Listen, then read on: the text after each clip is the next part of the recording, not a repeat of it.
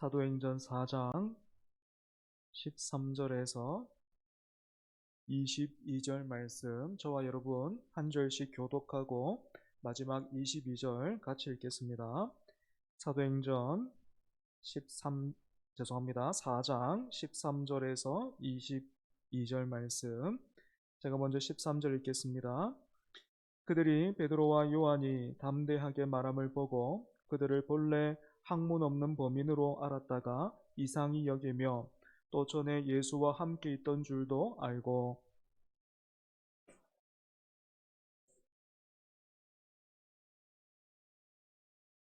명하여 공회에서 나가라 하고 서로 의논하여 이르되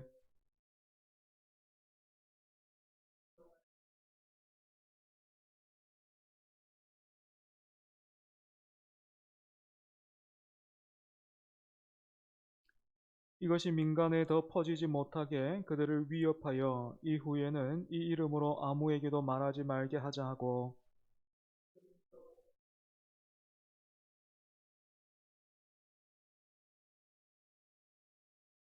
베드로와 요한이 대답하여 이르되 하나님 앞에서 너희의 말을 듣는 것이 하나님의 말씀을 듣는 것보다 옳은가 판단하라.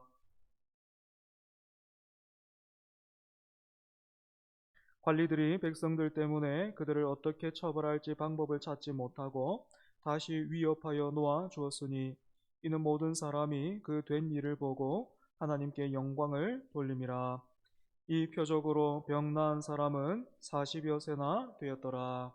아멘.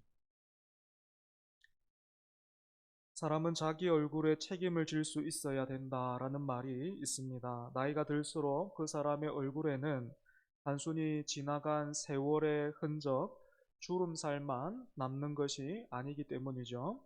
그 사람이 어떤 마음으로, 어떤 가치관으로 세상을 살아왔는지가 고스란히 그 표정과 눈빛에 담겨 있기 때문입니다. 그래서 얼굴은 곧 그 사람이 지나온 삶을 비춰 보여주는 정직한 거울과도 같다. 이렇게 말할 수 있습니다.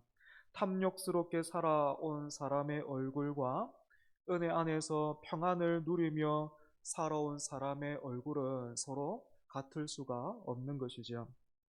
우리의 삶도 이와 비슷합니다. 그렇다면 여러분, 과연 어떤 삶이 누구나가 한 번밖에 없는 이 땅의 삶 잘 살기를 원할 텐데 어떤 삶이 참으로 잘 산 그런 인생일까요? 돈을 많이 벌고 또 남들이 부러워하는 높은 자리에 올라가면 잘 산 그 인생 맞습니까? 네, 부럽기는 할 것 같아요. 그죠? 저는 요즘 이런 생각 해보고 있습니다. 어떤 사람이 되어야 할까? 앞으로 계속해서 내가 어떻게 살아야 될까? 하나님 앞에서도 사람들 앞에서도 숨길 것 없고 떳떳하고 당당하면 좋겠다. 그래서 내가 집 밖에 나섰을 때 길에서 스쳐 지나가는 사람, 그 누구를 우연히 만나게 된다 하더라도 그 사람을 피해야 된다거나 아니면 얼굴을 붉힌다거나 그렇게 하는 일 없이 반갑게 인사하고 또 당당히 맞아줄 수 있으면 좋겠다. 그게 참 어떻게 보면 잘 사는 인생 아닐까 생각하고 있습니다. 저는 정말 그렇게 살고 싶어요. 하지만 당연히 저절로 그렇게 되지는 않을 겁니다. 이런 삶을 살아가려면 반드시 필요한 게 있어요. 애써야 되는 일이 있다라는 것이죠. 필요한 것, 애써야 할 것 무엇이겠습니까? 삶의 방향을 결정하는 분명한 기준, 그리고 또 매 순간 그 기준을 따르기로 결단하는 옳은 판단이 필요합니다. 기준만 세워놨다고 해서, 그죠? 다이어트, 여러분들 다이어트 해보셨습니까? 저는 종종 합니다. 삶이죠. 그런데 보시다시피 매번 실패합니다. 왜 그렇겠습니까? 기준을 몰라서 그렇겠습니까? 방법을 몰라서 그럴까요? 그렇지 않습니다. 그 기준은 알아요. 얼마나 간단한데요. 그 먹는 칼로리에 비해서 움직이는 그 소비하는 칼로리가 많으면 살이 빠지는 겁니다. 운동을 가지고는 그 칼로리를 소비할 수가 없기 때문에 먹는 식단을 조절을 할 수밖에 없는 겁니다. 다 압니다. 알고 있어요. 그런데 실패한단 말입니다. 왜 그렇습니까? 방향은 맞는데, 방향은 옳은데, 그 세워놓은 기준에 따른 그런 판단, 실제로 그렇게 살지 않는다는 것이죠. 이익을 따라 이리저리 흔들리는 삶이 아니라 바른 기준을 가지고 옳은 판단을 차곡차곡 쌓아갈 때에 비로소 우리의 삶은 누구 앞에서도 부끄럽지 않은 영광스러운 얼굴처럼 아름다운 인생의 무늬를 갖게 되겠죠. 오늘 우리가 읽은 본문을 보면 바로 이 판단의 기로에 서 있는 두 부류의 사람이 등장하고 있습니다. 한 부류는 세상의 높은 자리에 앉아서 모든 것을 자기 뜻대로 통제하려고 들고 있는 유대 사회 지도자들이고요. 다른 한 부류는 세상의 눈에는 무명하고 또 비천해 보이지만 누구 앞에서도 부끄러울 것이 없는, 소위 말해서 꿀릴 것 없는 담대함을 가진 베드로와 요한입니다. 우리가 지난주 수요일에 살폈던 것처럼 유대 지도자들은 높은 자리에 앉아서 두 사도를 압박했습니다. 베드로와 요한이 행했던 일은 나면서부터 한 번도 걸어보지 못한 사람, 그래서 성전 미문 앞에서 구걸하면서 살던 그 사람을 예수 그리스도의 이름으로 고쳤습니다. 구원한 거죠. 그리고 이 일로 인해서 몰려든 사람들에게 지금 일어난 이 일은 우리의 어떤 비상한 능력이 아니라 하나님이 죽은 자 가운데 살리신 나사렛 예수 그리스도의 이름으로 행하신 일이라, 하나님이 예수 그리스도를 모퉁이의 머릿돌로 삼으셨다. 천하 사람 중에 구원을 받을 만한 다른 이름을 우리에게 주신 일이 없다. 그렇게 선포했습니다.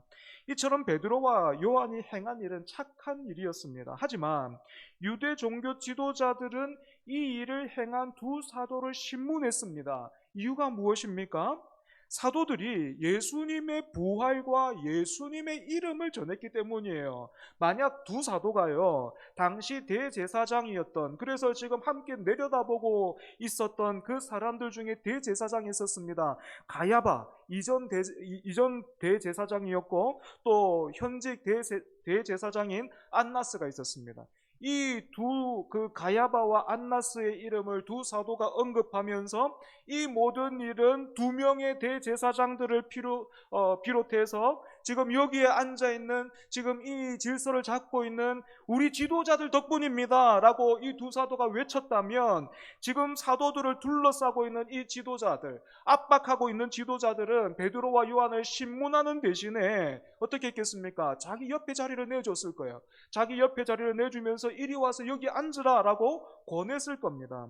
그러고는 고난과 핍박은 건너뛴 채 사도들과 초대교회 지도자들은 이들이 던져주는 그 부스러기 같은 것들을 먹으면서 배를 채우면서 살았을 겁니다. 하지만 베드로와 요한은 그렇게 하지 않았습니다. 이제는 더 이상 미문 앞에서 구걸하지 않아도 되는 그 기적의 주인공이 지금 사도들 곁에 있었지만, 베드로와 요한은 그 사람을 통해서 또한 그 일어난 일로 인해서 그 어떤 영광이나 칭찬과 인기를 구하지 않았습니다. 그런데 놀랍게도 이런 모습은요, 베드로와 요한에게만 보이는 게 아닙니다. 성경을 잘 읽어보면 같은 모습을 우리는 다른 사람들에게도 찾아볼 수 있어요. 똑같은 특징이 다른 사람에게도 나타난단 말입니다. 대표적인 인물이 누군가 하면 사도 바울이겠죠, 그죠? 그러니까 예수님의 증인으로 부름받았던 영광스러운 사람들에게는 우리 주님이 승천하시기 전에 그 사도들에게, 거기에 모여있던 사람들에게 성령이 임하시면 너희가 내 증인이 되리라고 말씀하셨는데, 그 말씀대로 증인으로 부름받고 그 증인이었던 그 사람들에게는 공통된 기준이 있었고 그들은 옳은 판단을 통해서 그 기준을 따라서 계속해서 살았던 것입니다. 빌립보서 3장 7절에서 9절을 보면 사도 바울의 이 유명한 고백이 있죠. 그러나 무엇이든지 내게 유익하던 것을 내가 그리스도를 위하여 다 해로 여길 뿐더러 또한 모든 것을 해로 여김은 내 주 그리스도 예수를 아는 지식이 가장 고상하기 때문이라. 내가 그를 위하여 모든 것을 잃어버리고 배설물로 여김은 그리스도를 얻고 그 안에서 발견되려 함이니 내가 가진 의는 율법에서 난 것이 아니요 오직 그리스도를 믿음으로 말미암은 것이니 곧 믿음으로 하나님께로부터 난 의라. 여러분, 베드로와 요한 그리고 사도 바울은 어떤 기준을 가지고 있었습니까? 부활하신 예수 그리스도였습니다. 예수님을 통해서 하나님을 바라보고 예수님을 통해서 자신과 세상을 바라보고 예수님을 통해서 미래를 내다보는 겁니다. 그렇다면 오늘 저와 여러분은 어떻습니까? 여러분은 어떤 기준을 가지고 삽니까? 오늘 우리의 기준은 예수 그리스도가 맞습니까? 제가 한 번은요, 교회의 권유로 제가 청년 때인데요, 어떤 영성 수련회 참석했습니다. 되게 가기 싫었는데 교회에서 가라 그래가지고 제가 그때 막 찬양 인도 같은 거 하고 막 그랬기 때문에 교회에서 저를 억지로 보냈습니다. 뭐 아니나 다를까 갔다 오고 나서 보니까 그 나중에는 건강하지 않은 그런 어떤 그런 모임으로 그렇게 우리 교단에서 그렇게 인정을 했는데, 아무튼 그 모임이 이제 끝났습니다. 일정을 다 마치고 나니까 뭘 줘요. 이건 살면서 힘들 때면 펴보라고. 이거 지금 뭐 집에 가서 보지 말고 살면서 힘들 때, 진짜 힘들 때 이거 한번 보라고. 뭐 묵직한 걸 주더라고요. 되게 궁금하더라고요. 엄청 궁금했습니다. 근데 이제 너무 피곤해가지고 당장 보고 싶었는데 너무 피곤해가지고 보지는 못하고 그 옷장에 넣어뒀어요. 옷장에 넣어두다가 시간이 조금 지나가지고 이 도대체 뭐야 이거 이래가지고 제가 한번 꺼내봤는데 봉투를 딱 이렇게 뜯어보니까요, 큰 대못이 딱 들어있더라고요. 큰 대못이 한 개 딱 들어있더라고요. 무슨 의미겠습니까? 아마도 나를 위해 십자가에 못 박히신 주님의 사랑과 은혜를 기억하라 라는 의미였겠죠. 그죠? 하지만 여러분, 사도들은요, 예수님의 십자가를 옷장 깊숙이 보관하지 않았습니다. 예수님의 이름과 십자가와 부활이 사도들에게는 가끔씩 꺼내보고 위로를 받는 도구나 통로가 아니었던 것입니다. 사도들은 예수님의 부활과 성령 강림으로 인해서 십자가를 수치와 심판과 죄악의 틀로만 보던 세상에서 영광과 사랑과 은혜의 증거요 확증이 되는 새로운 나라로 옮겨졌습니다. 이처럼 베드로와 요한을 비롯한 사도들과 초대교회 성도들은 예수 그리스도의 십자가와 부활로 인해서 하나님 나라 백성으로 다시 태어났어요.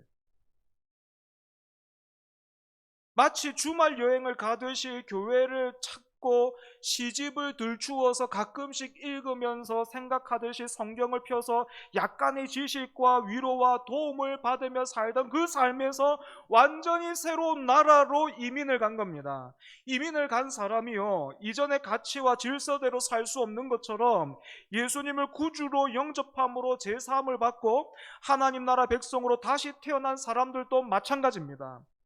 그리고 이 땅에서 하나님 나라 백성으로 거듭난 사람은 오늘 본문에서 베드로와 요한이 그랬던 것처럼 반드시 이 땅의 나라와 격렬한 스파크, 충돌을 경험해요.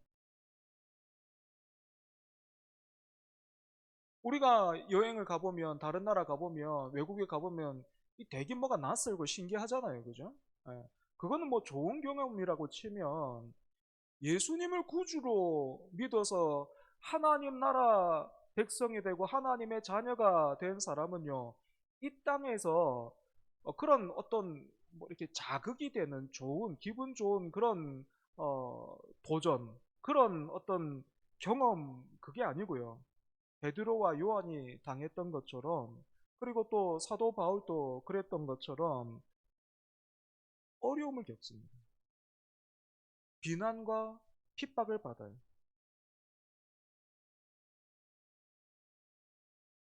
여러분, 그럴 때 이상하게 여기거나 놀라지 마십시오. 왜냐하면 사도들에 앞서 우리 주님도 이 땅에서 같은 일을 겪으셨기 때문입니다. 여러분, 이거 좀 잘 확인합시다. 그리고 또 잘 붙듭시다. 기준을 좀 잘 세웠으면 좋겠습니다. 기독교가 왜 이렇게 힘을 잃어갑니까? 우리의 신앙이 왜 이렇게 갈수록 기운이 빠지는 겁니까? 예수께서 십자가에 못 박힌 이 세상에서 우리는 뭘 바랍니까? 영광을 바라요. 우리는 예수 믿어서 잘 되기를 원해요. 그렇게 말해주는 사람들, 그런 말들, 너무너무 막 달콤하죠. 여러분, 그렇지 않습니다. 오늘 사도들을 보십시오. 베드로와 요한을 보십시오. 사도 바울을 기억해 보십시오. 무엇보다도 예수님을 보십시오. 예수님이 십자가에 못 박혀 돌아가신 이 땅에서 우리가 누릴 영광이 어디에 있습니까? 예수 믿어서 내 자식 잘 되는 그게 우리 영광입니까? 감사의 제목은 되겠지만 여러분, 그건 우리의 영광이 아닙니다. 그건 우리의 기준이 될 수가 없어요.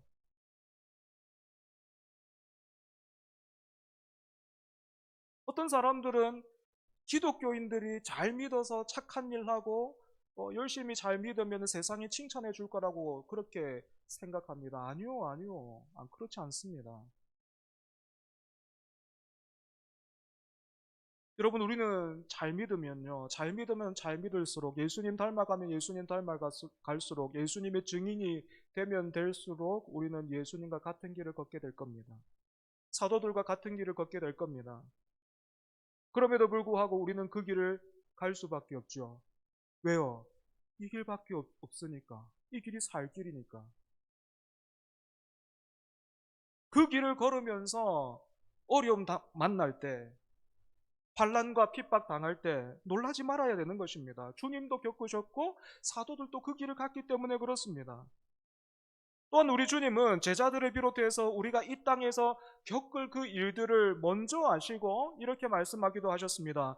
나로 말미암아 너희를 욕하고 박해하고 거짓으로 너희를 거슬러 모든 악한 말을 할 때에는 너희에게 복이 있나니 기뻐하고 즐거워하라. 하늘에서 너희의 상이 큼이라. 너희 전에 있던 선지자들도 이같이 박해하였느니라. 때문에 여러분, 저와 여러분도 예수 그리스도를 구주로 모시고 하나님 나라 백성으로 거듭난 사람이라면 이 땅에서 이 세상의 나라와 스스로 주인이 되어서 살고자 하는 그 사람들로 가득 차 있는 이 세상에서 우리는 충돌을 경험할 수밖에 없습니다. 어려움을 겪을 수밖에 없어요. 아니, 그 충돌은요, 그 불꽃은요, 세상에서뿐만 아니라 우리 안에서부터 시작되는 거예요. 여러분, 이때 우리에게 필요한 것이 무엇입니까? 충돌을 피하는 방법이 아닙니다. 충돌을 모면하는 방법, 그런 거는 성경에 없어요. 옳은 것을 판단하고 그 판단대로 살 수 있는 능력이 우리에게 필요한 겁니다. 여러분, 본문 19절 같이 한번 읽어보겠습니다. 오늘 본문 19절입니다. 시작. 베드로와 요한이 대답하여 이르되 하나님 앞에서 너희의 말을 듣는 것이 하나님의 말씀을 듣는 것보다 옳은가 판단하라. 지금 누가 누구에게 판단하라 이렇게 도전하고 있습니까? 베드로와 요한은 유대 지도자들로부터 지금 재판을 받고 있는 중입니다. 그렇다면 당연히 유대 지도자들이 사도들에게 너희가 행한 일이 옳은가 판단하라 라고 꾸짖어야 되는 거잖아요. 하지만 오늘 본문에서는 두 사도가 지도자의 옷을 입고 재판정에 앉아있는 그 사람들의 불신앙을 향해서 무엇이 옳은가 판단하라 라고 외치고 있습니다. 저는 이런 두 사도의 외침이 우리 주님 다시 오시는 날에 온 땅에 울려 퍼지게 될 것임을 확신합니다. 그리고 그 앞에서는요, 사람들은 숨을 곳이 없을 거예요. 아무런 핑계 댈 수 없을 겁니다. 여러분도 그 날이 있음을 믿고 계십니까? 그 날에 주님을 따라 사도들처럼 세상을 향해서 도전하기를 원하십니까? 그렇다면 오늘 이 땅에서부터 우리는 옳은 기준을 딱 세워두고 그 기준을 가지고 판단하고 그것을 따라서 살아가야 합니다. 이런 의미에서 종교 지도자들과 베드로와 요한 한번 대비해서 보면 좋을 것 같아요.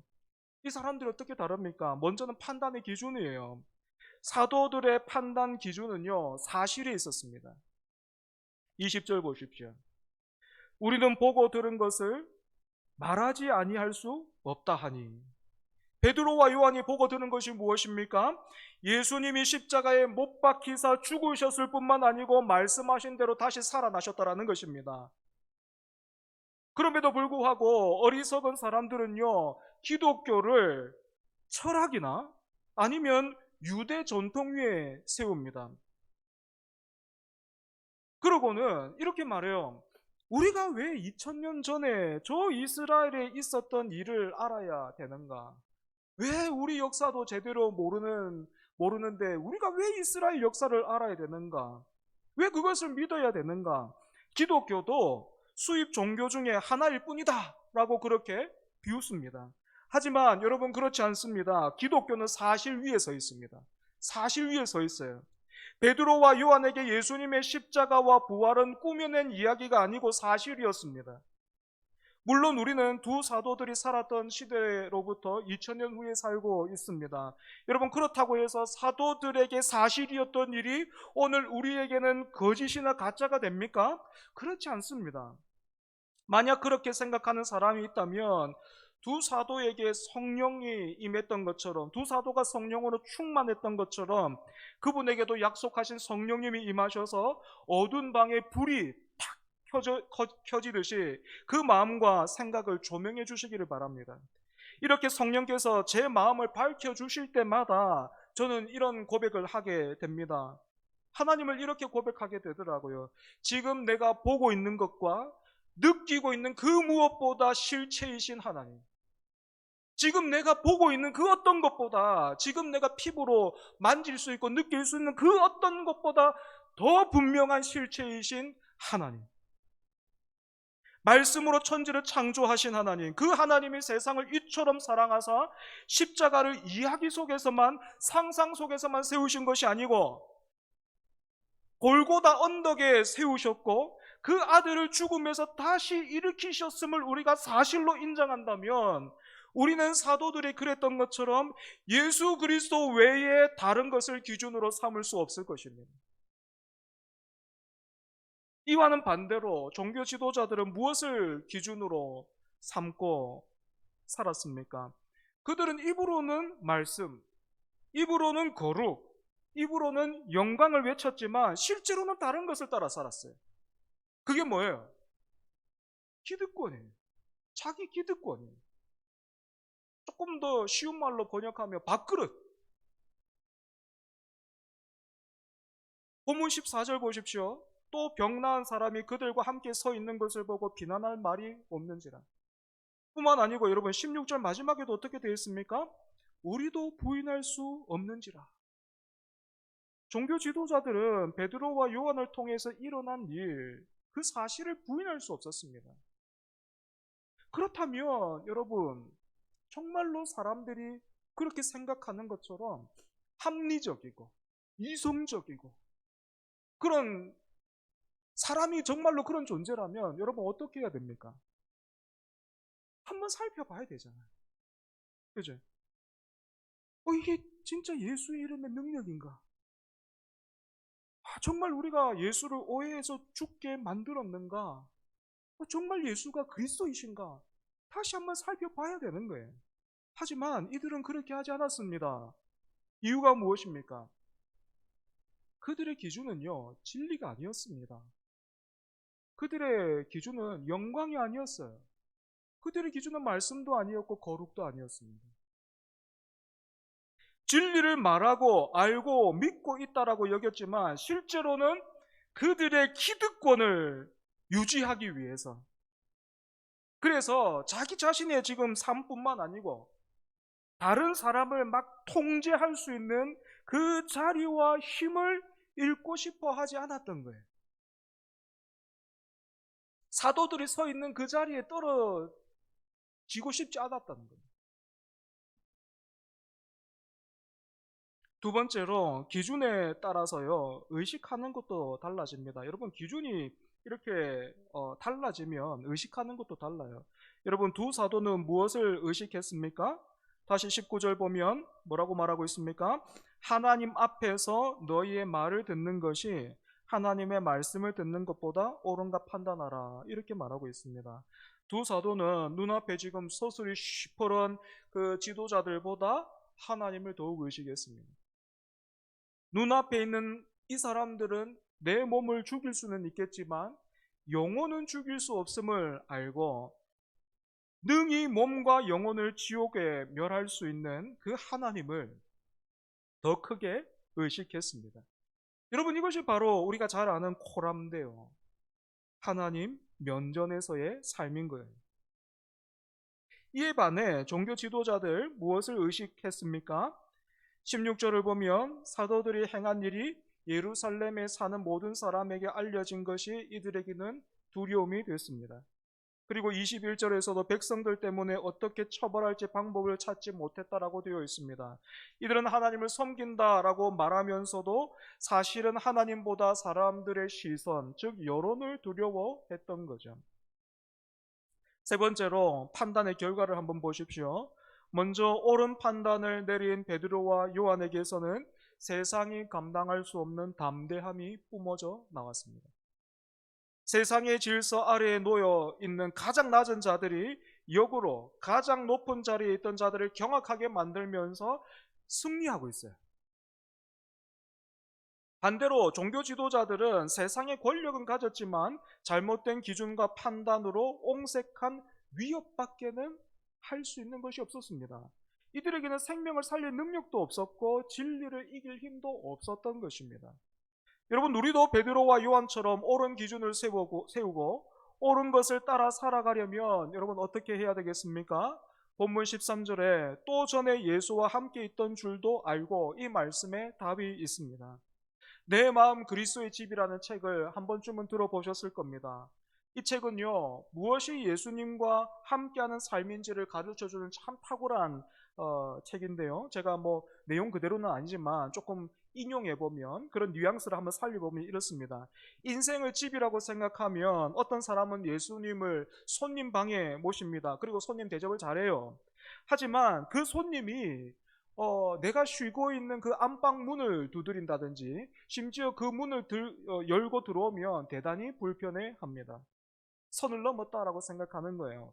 이와는 달리 어떤 사람은 예수님을 어떻게 손님 방에 모실 수 있을까 하면서 자기 안방을 내어드립니다. 그리고는 자기가 다른 방에서 지내요. 하지만 여전히 집의 주인은 예수님이 아니라 자기 자신입니다. 예수님은 그래서 그 집에서 액자 하나 못 바꿔요.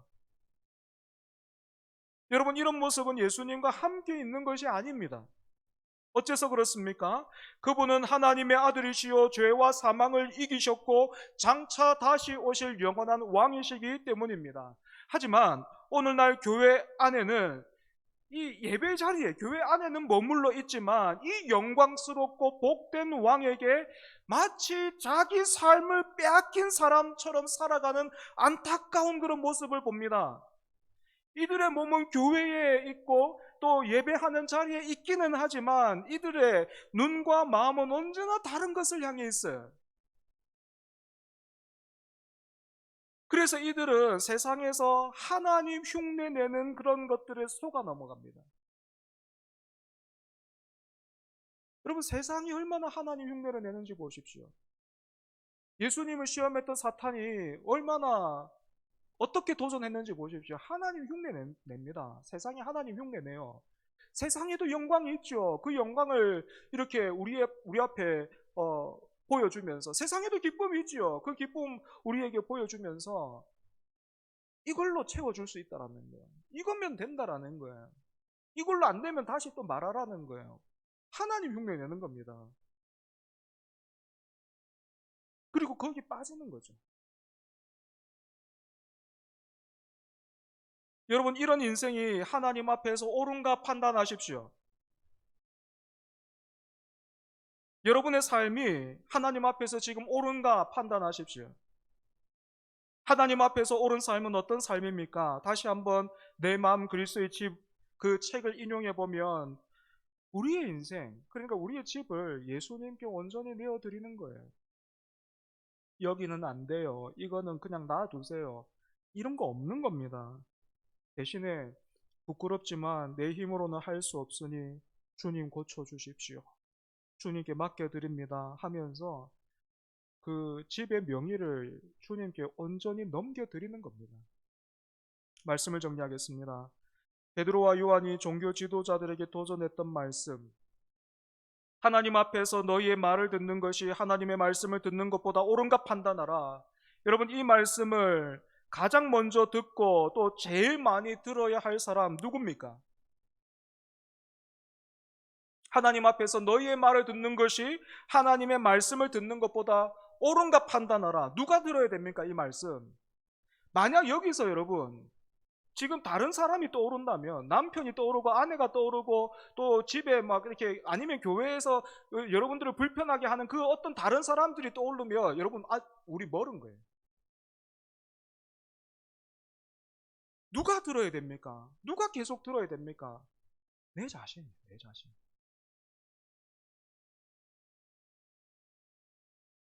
다윗이 늘 자기 영혼을 향해서 말을 걸고 도전했죠.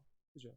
내 영혼아, 이렇게 하면서 내가 어떻게 절망하느냐, 어떻게 낙심하느냐 하면서 계속해서 자기 영혼에 말을 걸고 깨우고 도전했듯이, 여러분 말씀으로 스스로에게 도전하면서 옳은 것을 분별하며, 여전히 비록 폐잔병이긴 하지만 우리 안에 정욕이 살아있잖아요. 그 몸에 정욕이 살아있잖아요. 그죠? 그 정욕을 향해서 우리가 그렇게 말하는 거예요. 외치는 거예요. 하나님 앞에서 너희의 말을 듣는 것이 하나님의 말씀을 듣는 것보다 옳은가 판단하라. 외치는 겁니다. 그렇게 스스로에게 도전하면서 옳은 것을 분별하며 살아가는 주님의 증인 다 되시기를 바랍니다. 우리 찬송하겠습니다. 찬송가 420장입니다.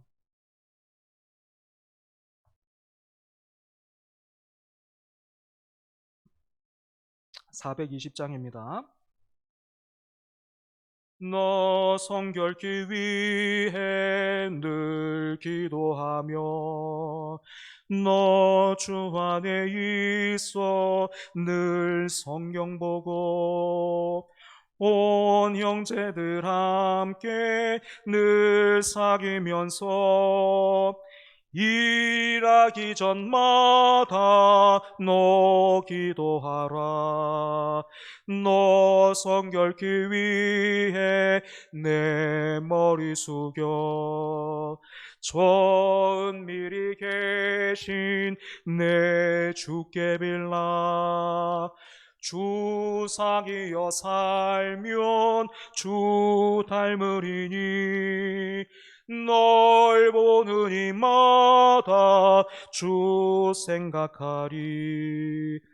너 성결케 위해 주 따라가고 일 다급하여도 당황치 말고 참 즐거울 때나 또 슬플 때나 너 주님만 믿고 늘 따라가라.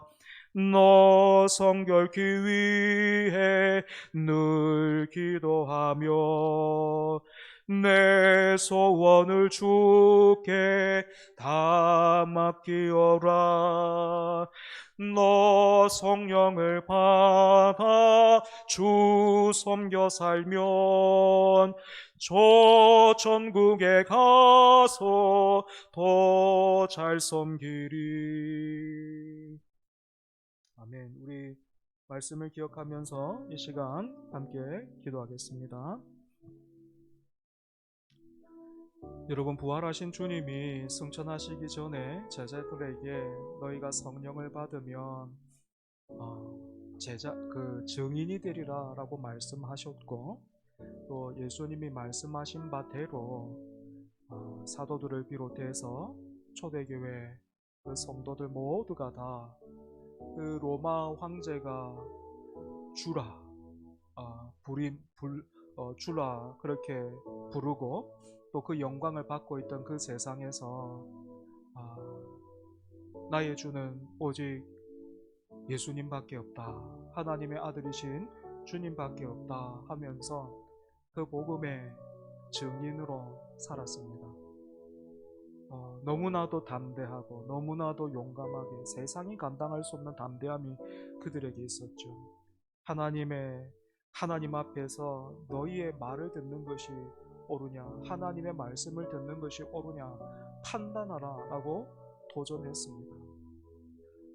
오늘 한국교회뿐만 아니라 우리 교회, 또 우리의 신앙, 우리의 삶을 한번 돌아보면 좋겠습니다. 그리고 우리에게 그렇게 좀 도전하면 좋을 것 같아요. 하나님 앞에서 판단하라. 너희의 말을 듣는 것이 하나님의 말씀을 듣는 것보다 옳은가 판단하라. 무엇이 옳은가 판단하라. 여러분, 좀 잘 분별해서 판단해서 증인으로 살 수 있기를 원합니다. 저와 여러분이 다른 어떤 세상의 증인, 차를 타보니까 진짜 좋더라, 어디 막 아파트 봤는데 거기 진짜 좋더라, 여러분, 그 증인, 그것도 좋지요. 그런데 여러분, 주님이 뭐라 하셨다고요? 증인이 되리라 하셨습니다. 성령이 임하시면 너희가 내 증인이 되리라 하셨습니다. 그 사명 회복할 수 있게 해달라고 이 시간 함께 기도하겠습니다. 복되신 하나님 아버지, 오늘 밤 성령께서 우리를 친히 다스리시고 주장하사 우리의 눈을 밝혀 아버지 말씀 앞에서 우리를 분별하고 무엇이 옳은가 판단할 수 있게 하여 주시옵소서. 하나님, 부활하신 주님이 승천하시기 전에 제자들을 향해 약속한 것을 기다리라, 성령이 임하시면 너희가 나의 증인이 되리라 라고 말씀하셨고, 그 말씀하신 대로 베드로와 요한, 베드로는 너무너무 그 겁장이었고 예수님을 3번이나 부인할 정도로 하나님 그렇게 겁이 많고 또 치사하고 비겁한 사람이었고, 또 요한 역시도 하나님 성질이 불같아서 참 하나님 부족하다 싶었는데 주여, 주의 말씀대로 이 두 사도가 하나님 거듭났습니다. 완전히 새로운 사람으로 태어났습니다. 하나님, 하나님의 자녀요, 하나님 나라 백성으로 완전히 새롭게 태어나서 하나님, 주님 말씀하신 대로 주님의 증인 되었습니다. 아버지 하나님, 그런데 초대교회 성도들도 그렇게 살았고 사도들도 그렇게 살았고 성경에는 하나님 그런 사람들의 이야기로 가득 차 있는데, 하나님, 오늘 우리는 길을 잃은 것은 아닌지요? 하나님, 오늘 우리는 다른 것에 증인이 되려고 애를 쓰고 그 증인이 되지 못해서, 세상의 그 영광의 증인 되지 못해서, 원하는 대로 하나님 이루지 못하고 원하는 건 누리지 못해서 하나님 그게 너무 억울하고 그게 너무 섭섭하고 그게 너무 하나님 앞에서 화가 나서 하나님, 우리가 그렇게 말씀으로부터 멀어져 있는 것은 아닌지요? 주님, 오늘 밤 우리 자신에게 하나님의 말씀 붙들고 도전합니다. 하나님 앞에서 우리의 정욕의 말을 듣는 것이, 세상의 말을 듣는 것이, 세상의 영광을 따라가고 세상의 기쁨과 그 세상의 복을 따라가는 것이 하나님의 말씀을 듣는 것보다 옳은가 판단하라. 주님, 그 옛날 갈멜산에서 이스라엘 백성들 바알과 하나님 사이를 뒤뚱거리면서 오고 갔는데, 그 백성들을 향해 하나님 그 선지자를 통하여서 언제까지 너희가 머뭇거리겠느냐, 하나님이 하나님이시면 하나님을 따르고 바알이 하나님이면 바알을 따르라, 하나님 그렇게 말씀하셨습니다. 그때 이스라엘 백성들이 아무 대답하지 않았습니다. 주님, 오늘 우리도 그와 같은 상황, 그런 불신앙과 그런 강박한 가운데 빠져 있진 않습니까? 그럼에도 불구하고 때가 되면은 교회에, 예배의 자리에 또 한 번씩은 시집을 펴보듯이 말씀도 그렇게 펴서 읽고 있기에 그런 내 모습에 스스로 하나님 착각하고 취해서 하나님 분별력들을 다 잊어버리고 기준은 다른 데 두고 그 기준 따라 하나님 살아가고 있지 않습니까? 하나님 용서하여 주시옵소서. 주여 이런 우리를 긍휼히 여기사 용서하여 주시옵소서. 아버지 하나님 성령 충만함을 허락하여 주셔서 아버지 우리도 이 사도들처럼 베드로와 요한 그리고 사도 바울 또 초대교회 성도들이 그렇게 살았던 것처럼 하나님 예수 그리스도의 증인으로 살아갈 수 있도록 복음의 증인으로 살아갈 수 있도록 하나님 나라 백성으로 살아갈 수 있도록 주여 은혜와 믿음을 더하여 주시옵소서. 우리로 하여금 복음의 증인 되게 하여 주시옵소서.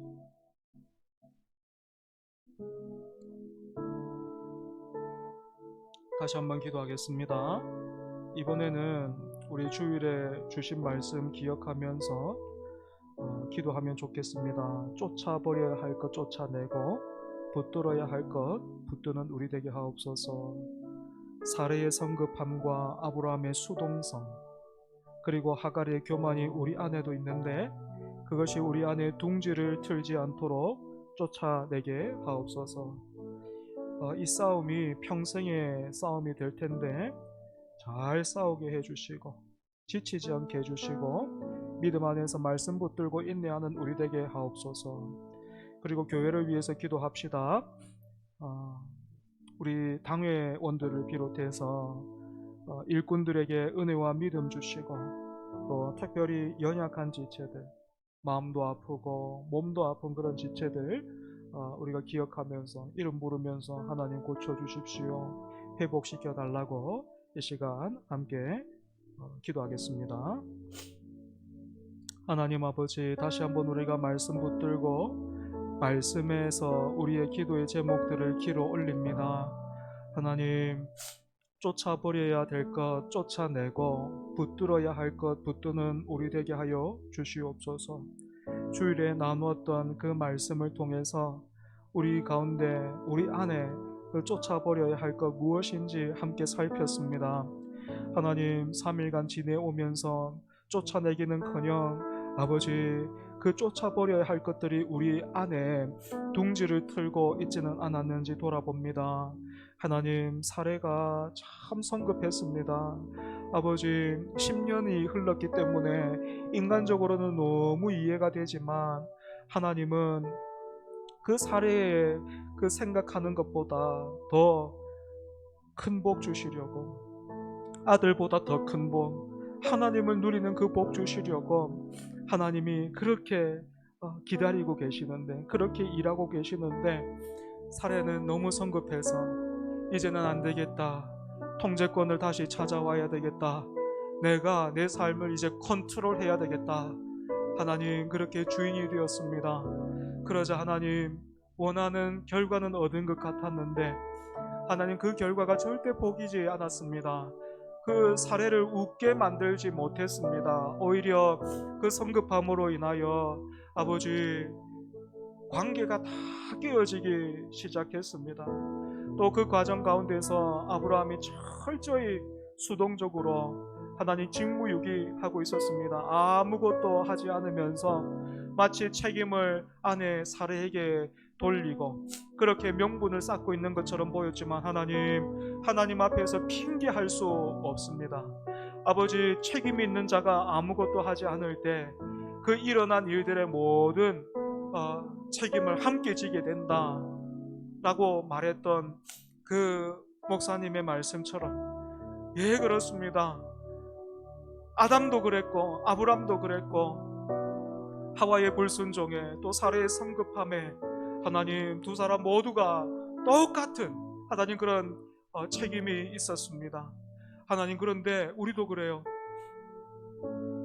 불편할 때면 하나님 목사인데 책임이 있는데 불편할 때면 아버지 아무것도 하지 않게 됩니다. 이런저런 어떤 어려움들이 예상될 때 철저하게 수동적이 됩니다. 주여 용서하여 주시옵소서. 하나님 여전히 믿음 없는 이 종을 주여 불쌍히 여겨 주시옵소서. 뿐만 아니라 우리가 하갈의 교만도 함께 살폈습니다. 뜻하지 않은 그런 일들로 인해서 아브라함의 아이를 가지게 되자 하갈이 교만해졌습니다. 그래서 여주인이 멸시하게 되었고 결국에는 그 집에서 쫓겨났습니다. 그 성과로 인해 교만해졌던 하갈처럼 하나님, 사실은 하나님이 하신 일인데 아버지, 우리가 마치 주인공이 된 것처럼 원님 태운 나귀처럼 그렇게 어리석게 하나님 살아갈 때 너무나 많습니다. 주여, 이러한 일들이 쫓아버려야 할 것 우리 안에 둥지 틀지 않도록 하나님 평생의 싸움 잘 싸워나가는 우리 되게 하여 주시옵소서. 하나님이 기뻐하시는 것 무엇인가? 하나님이 원하시는 것 무엇인가? 그래서 우리가 붙들어야 되는 것 무엇인가? 다름 아닌 믿음으로 인내하는 것, 믿음으로 끝까지 버티는 것, 하나님이 보내신 자리에서 하나님이 그만하실 때까지 믿음으로 말씀으로 버티는 것, 그것이 하나님이 기뻐하시는 것이라 우리가 함께 나누었습니다.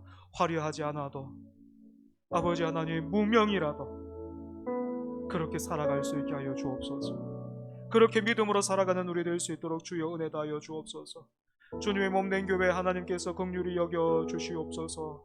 주여, 이와 같이 하나님을 믿는 그런 믿는 자들로 주의 몸된 교회가 아버지 채워지게 하여 주시고 믿는 자들이 많이 일어날 수 있도록 주의 은혜 다하여 주옵소서. 말씀의 은혜 다하여 주시고 예배의 은혜 다하여 주시고 주님 초장 모임에 또 제자 훈련에 주여 은혜 다하여 주옵소서. 먼저 세움받은 일꾼들, 장로님들, 그리고 또 권사님들, 또 집사님들, 초장지기들, 각부 부장들, 교사들 주여 은혜 다하여 주옵소서. 주여 믿음 다하여 주옵소서. 아버지 하나님, 힘들지 아니하도록 아버지 감사가 넘치도록 기쁨 가운데 감당하도록 주여 믿음 다하여 주옵소서. 주여 은혜 다하여 주옵소서. 바른 기준을 세워두고 그 기준대로 살아갈 수 있는, 무엇이 옳은지를 판단할 수 있는 하나님 그런 지혜, 그런 믿음 아버지 하나님 허락하여 주시옵소서. 주님, 우리 교회 가운데 하나님 뜻하지 않은 상황 가운데에서 몸이 아픈 지체들이 있습니다.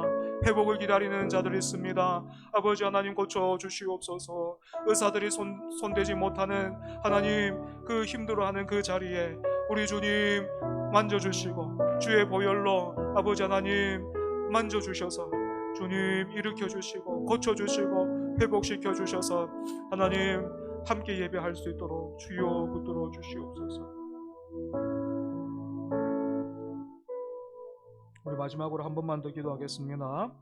우리 교회가 돕는 선교사님들과 또 이웃에 있는 교회를 위해서 기도하죠. 문은혜 선교사님, 유동원 선교사님, 전영주 선교사님에게 성령 충만을 허락해 주옵소서. 몸과 영혼을 강건하게 해주시고 사역의 길을 열어 주옵소서. 또 나라와 민족을 위해서도 기도하겠습니다. 국내외 문제들을 잘 헤쳐나갈 수 있게 해주시고 갈수록 갈등의 골이 깊어지는 것 아니라 하나 되기를 힘쓰는 이 나라 되게 해달라고, 또 가정과 자녀들을 위해서도 마지막으로 한 번만 더 기도하겠습니다.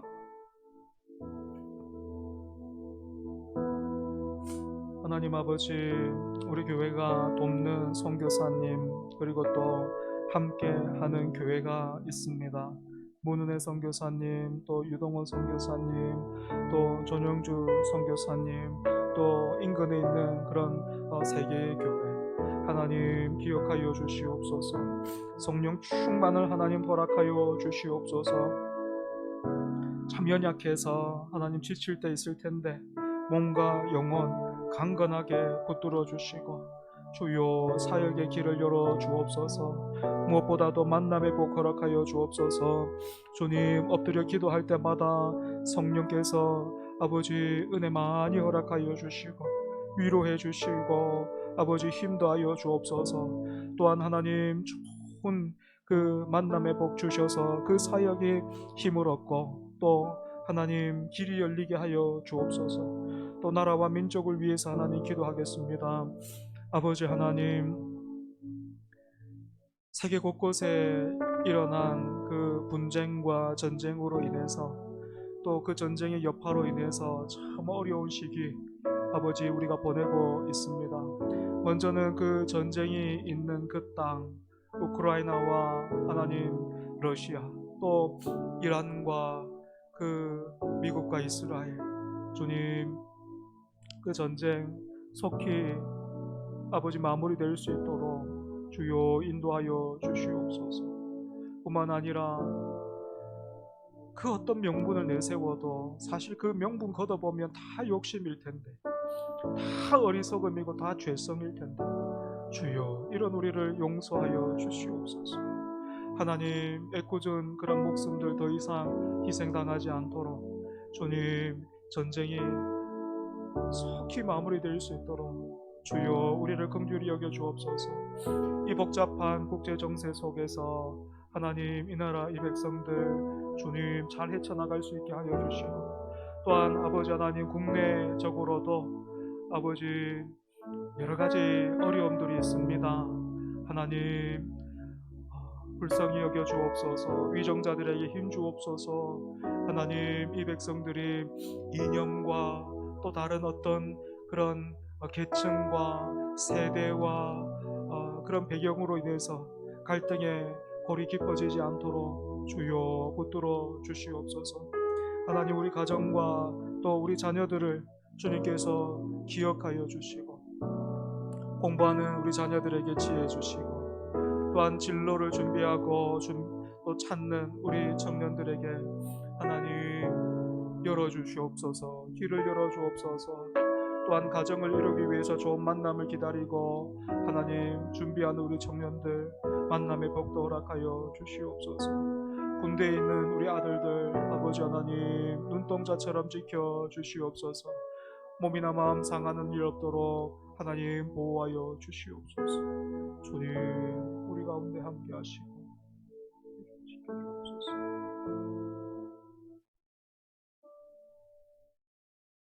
제가 기도하겠습니다.